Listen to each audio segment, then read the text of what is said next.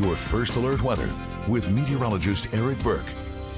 That looks cool. I've heard good things. Unclaimed baggage. Heard good things about unclaimed baggage from these two right here. So now it's a whole new addition there, a little museum. We'll have to go on a class field trip out to Scottsboro and take you out there. Some great finds. Yeah, and it's really we interesting. go about once or twice a year, and you just never know what you'll stumble upon. Yeah. It's such a neat experience. Yeah. So let's talk about the weather. Great day for a field trip. I know it is that time of year for the kids as well as learning about the weather, because we've had a lot of school visits and we're staying busy all the way through the spring season. 45 degrees right now, Marshall County, Lake Guntersville. Actually surprised we don't see a little bit more fog developing over Lake Guntersville this morning. The air pretty dry, but of course when you get the lake and some of the cooler air over it, sometimes you see some fog developing. But 45 degrees for April 11th, that is quite tolerable. We've got some fog out there toward the Tennessee River in Muscle Shoals. Good morning to you. Everyone else 9s and 10s. Again, I think the dry air playing a huge role in that, and actually temperatures this morning across the lower 48, kind of like what we saw yesterday.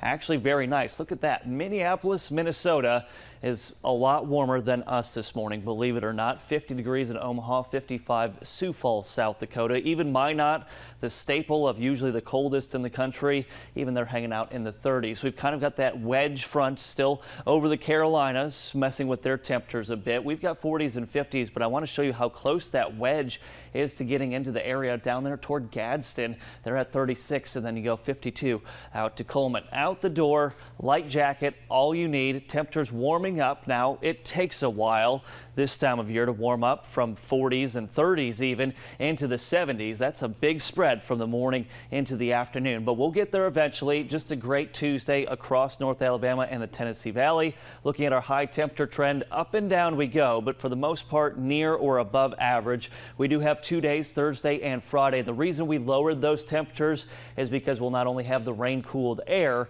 but we'll have that cloud cover associated with that center of low pressure coming out of the Gulf of Mexico, and that low will track to the north and east, and we'll start to see some of those outer bands, almost like what we see with those tropical storms as they start to weaken and they move inland, that we deal with through most of the summer months. But however, this is not a tropical system. This is just a center of low pressure, and we'll see that wrap around moisture in the form of scattered to numerous rain showers, maybe even a few storms. And you'll see that here as we look at our next weather maker.